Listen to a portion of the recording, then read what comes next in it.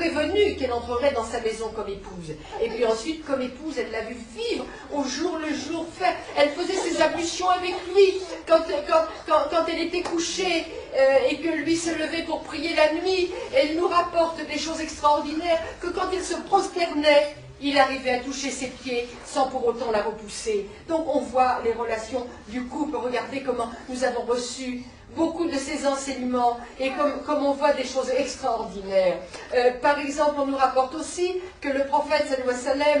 wa sallam, quand elle était dans la période où elle ne pouvait pas prier, il se faisait quand même coiffer par elle, lui, parce qu'il n'avait pas les cheveux courts comme nous les avons, enfin comme vous les avez maintenant, et donc il venait se faire démêler les cheveux par Aïcha, alors qu'elle n'était pas en état de prier. Alors que là, on voit des gens qui vous disent « Oh là là, ne me touche pas !» Mais non, pas du tout. Dans ces moments-là, et même pendant le ramadan, on m'a encore posé la question tout récemment, pendant le ramadan, des gens disent « Ah, je ne peux pas embrasser ma femme, il ne faut pas que j'embrasse ma femme pendant le ramadan quand je rentre et que je sors de la maison. » Comment ça et pourquoi? Tu la manges ta femme quand tu l'embrasses? Non, il n'y a pas.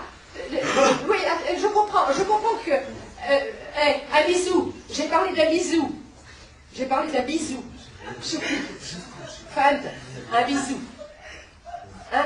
Bien sûr que celui qui n'est pas capable d'approcher sa femme et de faire un bisou à sa femme sans avoir une réaction parce qu'il est faible, c'est autre chose, il s'abstient. Mais un homme normalement constitué, eh bien, il a suffisamment de force en lui-même pour avoir de la tendresse, pour donner de l'affection, pour montrer son affection à sa femme, à ses enfants aussi, c'est la même chose.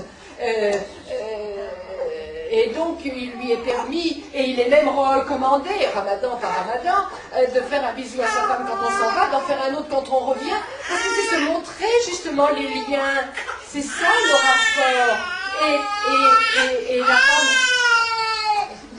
la femme, elle l'apprécie, elle le vit avec... mais non, ça va s'arranger, ça va s'arranger. Elle a besoin, la femme, de sentir qu'elle est aimée, qu'elle compte. Alors on sait très bien que nos frères ont toujours du mal. Tout à l'heure, notre frère a parlé d'amour, il a parlé de l'amour pour nos frères, pour nos sœurs. Moi, je veux ajouter aussi, alors l'amour pour Dieu, bien sûr, mais l'amour entre conjoints. Alors, quand je parle de l'amour avec les conjoints, attention, ne confondez pas amour et passion, mais l'amour, celui qui vous fait vouloir du bien. L'amour, c'est vouloir du bien à celui qui est à côté de vous. C'est vouloir le meilleur pour lui. C'est vouloir lui donner... c'est plus que satisfaction. C'est vouloir qu'il soit en paix et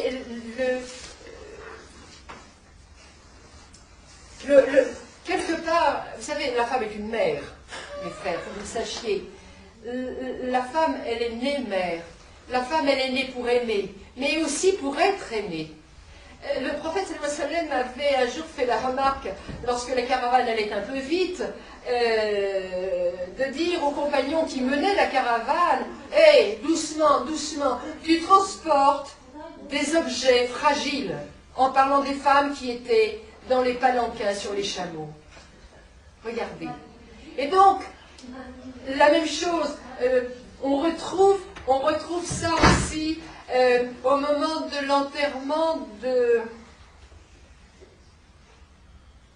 Je crois que c'est Mimouna, je crois que c'est la dernière épouse du prophète sallallahu alayhi wa sallam, je crois, je peux me tromper. Enfin, une des épouses, lorsque les compagnons, le prophète sallallahu alayhi wa sallam était décédé déjà depuis longtemps, et lorsque les compagnons sont allés enterrer cette mère des croyants, probablement ça a peut-être la balancé un petit peu comme ça, et il y a un des compagnons qui a dit « Doucement, doucement, vous transportez une mère des croyants ». Donc vous voyez, on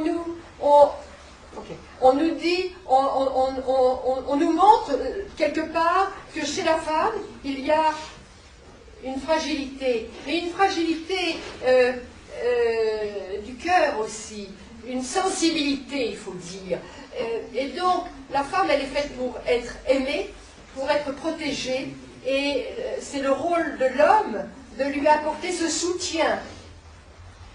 Ceci étant, elle est une mère, et elle aime aussi. Et elle aime aimer, parce qu'elle aime donner. Parce que la femme, en tant que mère, elle a quelque chose de généreux en elle. Et si vous la contrecarrez, si vous la malmenez, elle va retenir tout cet amour qu'elle a envie de laisser voir, de laisser paraître. Et moi je dis que dans le couple, la plus belle chose qui puisse arriver, c'est qu'il y ait une bonne compréhension afin que chacun donne à l'autre. Car se donner, se faciliter, se tenter de se rendre heureux, c'est en même temps s'aimer mutuellement davantage. Et ne croyez pas que c'est celui qui reçoit qui aime plus parce qu'il a reçu, c'est celui qui donne, qui aime plus parce qu'il est heureux d'avoir vu un sourire sur celui à qui il a donné. Donc, il faut que vous compreniez la supériorité supposée des hommes que l'on fait, que l'on rapporte à un verset du Coran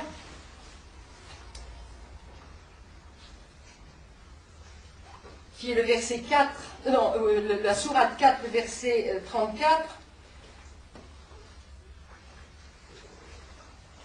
qu'on traduit un peu simplement. Les hommes ont la charge et la responsabilité des femmes en raison des avantages que Dieu leur a accordés, en raison des dépenses qu'ils doivent faire pour leur entretien. Cela signifie que l'homme n'a pas une supériorité de dictateur, de tyran. Il n'est pas seul maître à bord, comme certains veulent le faire croire. C'est pas un grand chef. Parce que s'il se comporte en tyran, il est loin d'être un grand chef. C'est simplement un degré supérieur de responsabilité. Un degré de responsabilité devant Dieu, de bien veiller sur sa famille, sur sa femme, sur ses enfants, sur tous ceux dont il a la charge, de subvenir à leurs besoins selon ses moyens. Mais quand il rentre chez lui, après sa journée de travail, qui a été harassante, il a eu un patron qui l'a embêté toute la journée, et bien quand il rentre chez lui, il se transforme parfois en patron, tyran, comme s'il se vengeait littéralement de ce qu'il a subi dans la journée. Mais il n'en a pas le droit en tant que musulman. Parce que d'abord, sa femme, Inch'Allah, l'aime et qu'elle veut le satisfaire et qu'elle va avoir pris, mes sœurs, qu'elle va avoir pris le temps de quitter son tablier de ménage et qu'elle va avoir eu le temps de se redonner un peu de couleur et se redonner un petit coup de peigne, mes sœurs. Pouvez-vous redonner un coup de peigne à la maison, hein? Un petit coup de peigne pour accueillir le mari avec un sourire. Et quand il rentre, il vous dit « Assalamu alaikum rahmatullah ». Et la petite sœur, elle lui répond « Alaykoum salam rahmatullah wa barakatuh ». Elle est tellement contente de le voir rentrer de sa journée. Parce que comme il est gentil avec elle, alhamdoulilah, elle va lui avoir préparé peut-être ses petits chaussons, elle va lui avoir préparé un thé ou un café, alhamdoulilah, elle va se reposer de sa journée, il va être content. Et puis quand il va avoir repris son souffle, il faut lui laisser un peu le temps de reprendre son souffle. Commencez pas à lui dire « Ah, ton fils a fait !» Laissez-lui le temps de souffler. Il sera toujours temps dans le moment qui vient après On sait bien que vous êtes impatient de vous débarrasser de votre fardeau, de votre difficulté. Mais laissez-lui un tout petit peu de temps. Et puis, un peu plus tard, vous parlerez de vos soucis avec les enfants, avec les soins de la maison. Mais regardez comme, sous cet angle-là, la vie des musulmans peut être belle et facile à vivre. Et c'est ça, l'islam que Dieu nous a recommandé. Dans Sourate Taha, Dieu dit « Nous ne vous avons pas envoyé l'islam pour vous rendre malheureux. » C'est clair. Alors, les musulmans, la plupart des musulmans vivent leur islam comme un fardeau, lourd sur les épaules, et se disent on est dans une société qui nous empêche. Personne ne nous empêche. Parce que personne n'a de prise sur notre foi. Personne n'a de prise sur notre cœur. J'ai lu l'histoire, quelqu'un va m'aider, de la sœur Razali. Son prénom? Zainab. Je vois que d'autres l'ont lu aussi. Notre sœur Zainab al-Razali a raconté son histoire. Lorsqu'emprisonnée en Égypte, à l'occasion de la guerre qu'on a fait aux frères musulmans, elle a raconté tout ce qui lui est arrivé, tout ce qu'elle a subi, toutes les épreuves auxquelles elle a été soumise par des bourreaux. Elle n'a jamais perdu sa foi une minute. À telle enseigne qu'ils n'ont jamais réussi à la faire plier, parce qu'ils n'avaient aucune prise sur son cœur. Sur son corps, tout ce que vous voulez, sur son cœur, jamais.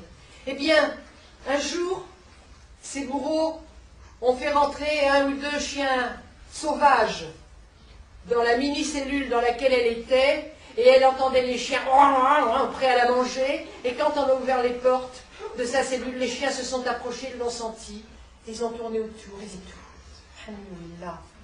Parce que cette femme était paisible, pleine de foi, pleine de l'amour pour Dieu. Elle était habitée par la sakina, cette paix intérieure. Alors, nous, oui, on nous met une loi sur le foulard. On peut dépasser ça. On peut dépasser ça. Dieu le sait mieux que personne, ce qui nous arrive. Et si nos fillettes ne peuvent pas porter le foulard à l'école, Dieu le sait mieux que personne. Pourvu qu'elles acquièrent le savoir.